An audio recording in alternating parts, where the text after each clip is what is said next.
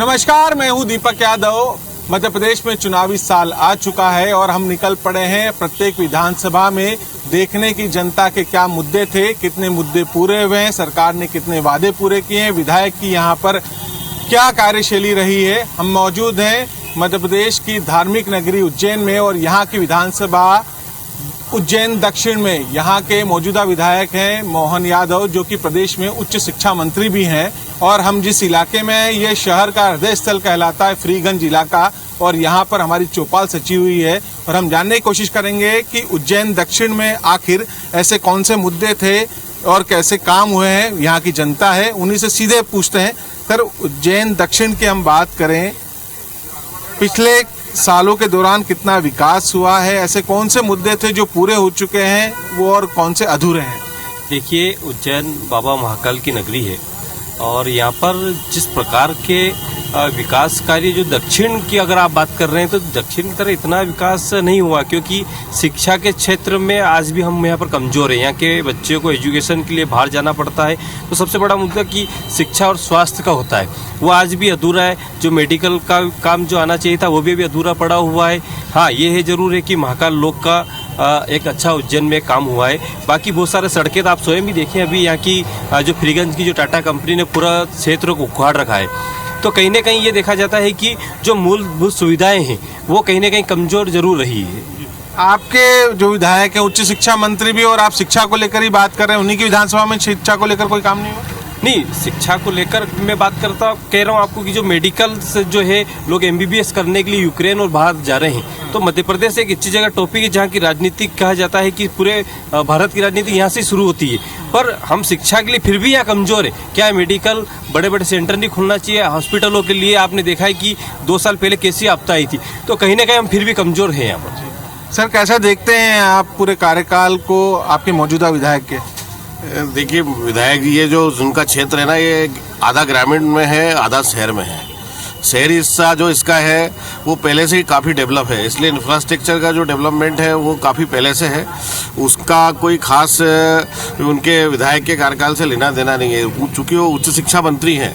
और मेरे साथी ने अभी आपको बताया कि शिक्षा के क्षेत्र में यहाँ पर विश्वविद्यालय हैं, लेकिन हम जो लेवल हमारा होना चाहिए, हमने भगवान श्री कृष्ण को पढ़ाया है और हम ये दावे से कहते हैं कि ब्रह्मांड के सबसे बुद्धिमान विद्यार्थी को हमने पढ़ाया है, लेकिन हम आज उस दावे को लेके उतना गौरवान्वित महसूस नहीं कर पाते हैं, क्योंकि हमारे विक्रम विश्वविद्यालय में समय पर परीक्षाएं नहीं हो रही हैं, हमारे पास मेडिकल कॉलेज नहीं है संभागीय मुख्यालय होने के बाद भी, और हमारे जो बच्चे हैं 10वीं 11वीं 12वीं पास करने के बाद उन बच्चों के लिए कोई विकल्प यहाँ पर इस तरह का नहीं है कि वो इसी शहर में पढ़ें और अपनी सेवाएं या अपनी प्रतिभा का उपयोग इसी शहर में करें। ये एक बहुत बड़ी समस्या है। उच्च शिक्षा मंत्री होने के बाद भी उनका फोकस इस दिशा में क्यों नहीं है, ये थोड़ा समझने की विषय है। एजुकेशन को लेकर बड़ा मुद्दा है।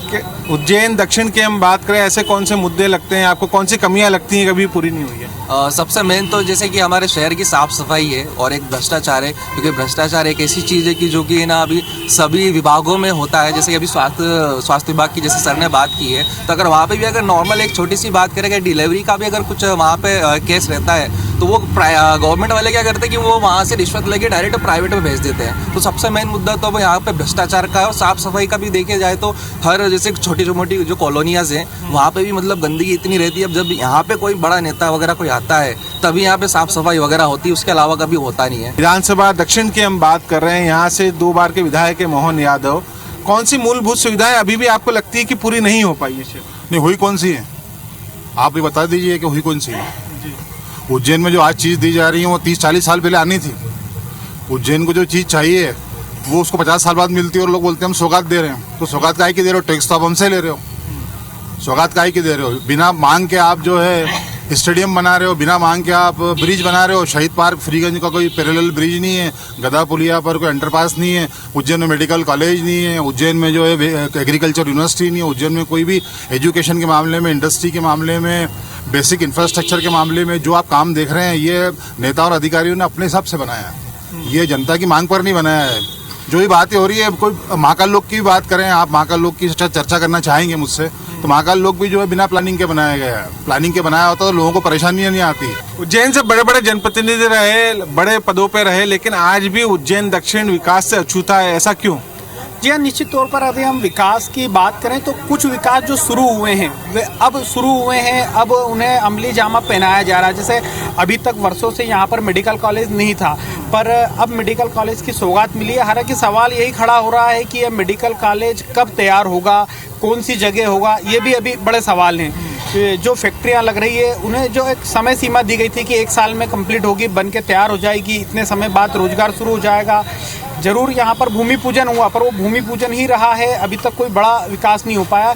और रही बात है कि हम क्षेत्र की समस्याओं की बात करें तो हमारे यहाँ पर चाहे दक्षिण विधानसभा हो या उत्तर हो, सबसे बड़ी समस्या है टाटा की एक सीवरेज लाइन खोदी गई थी कि पिछले 2 से 3 वर्षों से सीवरेज लाइन खुदी हुई है। उसके बाद इसका जो रिपेयर का काम है वह बिल्कुल गुणवत्ताहीन किया गया है, जिसकी वजह से कई लोगों की मौतें हुई है, आज भी सड़क हादसे हो रहे हैं। जी बिल्कुल, मैं वो सीवरेज लाइन भी दिखाना चाहूँगा। इस तरीके से ये सीवरेज लाइन पूरे शहर में बनी हुई है, लेकिन सीवरेज लाइन तो डल गई, लेकिन जिस तरीके से इसको रिपेयर किया जाना चाहिए था उस तरीके से रिपेयर नहीं किया गया, जिसकी वजह से आए दिन ये सड़क हादसे होते हैं। कई ऐसी समस्याएं हैं जिनसे यहाँ की जनता, उज्जैन दक्षिण की विधानसभा की जनता जूझ रही है। आपको क्या लगता है, आप भी एक मतदाता हैं इस क्षेत्र की, कितना विकास आपको लगता है कि इस क्षेत्र में हुआ है? इस क्षेत्र में शिक्षा को लेके अभी तो काफ़ी कुछ पहले से बेटर हो गया है, लेकिन 11th-12th के बाद जो ऑप्शंस होते हैं, स्टडी ऑप्शंस, वो अगर और ज़्यादा आ जाए तो बच्चे यहीं पे पढ़ लेंगे। कॉलेज के लिए उनको बाहर नहीं जाना पड़ेगा, जो होम सिकनेस होती है उससे लोगों को गुजरना नहीं पड़ेगा। तो मुझे ऐसा लगता है कि 11th एजुकेशन को लेके सिस्टम को थोड़ा सा सुधरना चाहिए और मेडिकल को लेके भी सुधरना चाहिए। एजुकेशन एक बड़ा मुद्दा है। हम और भी लोग हैं यहाँ पर, स्थानीय लोग हैं, उनसे पूछते हैं। भाई साहब, ये बताइए कि आपकी विधानसभा में कितना काम हुआ है, कितने आपको समस्याएं लगती हैं आज भी? समस्या तो बहुत है सर, किस किस तरह की समस्या है? बहुत सारी, जैसे रोड, सड़कें हैं, यहाँ का सड़कें हैं, लोग निकलने में जाम लग जाता। बात कही जाती रही है हमेशा उज्जैन के लिए कि जब सिंहस्थ होगा तभी विकास होगा। ये इस भ्रांति को तोड़ा है या अभी भी वही परिपाटी है? नहीं, तोड़ा तो है बिल्कुल। और जिस प्रकार से अभी उज्जैन में महाकाल लोक का इनॉग्रेशन हुआ कुछ समय पहले, तो उज्जैन का डेवलपमेंट तो हो रहा है, विकास भी हो रहा है। ये पहले कभी हुआ करता था कि सिंहस्थ विकास होता था, लेकिन अब तो सरकार मूल रूप से, क्योंकि पास में इंदौर भी है, तो उज्जैन पर भी उतना ही फोकस करती है जितना वो इंदौर या भोपाल पर करती है।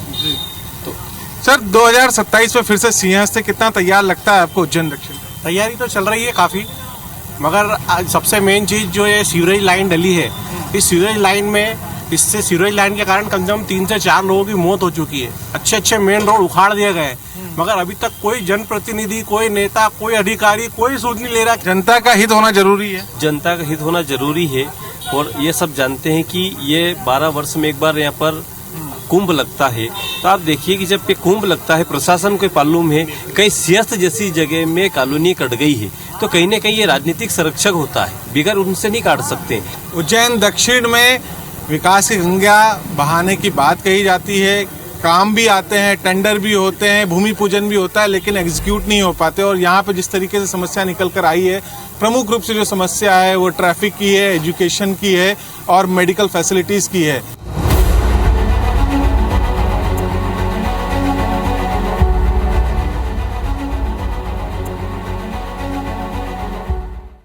उज्जैन दक्षिण विधानसभा शहरी और ग्रामीण क्षेत्र से मिलकर बनी हुई है। इस विधानसभा के अंतर्गत 37 ग्राम पंचायतें आती हैं और हम मौजूद हैं इस विधानसभा के ग्रामीण क्षेत्र में।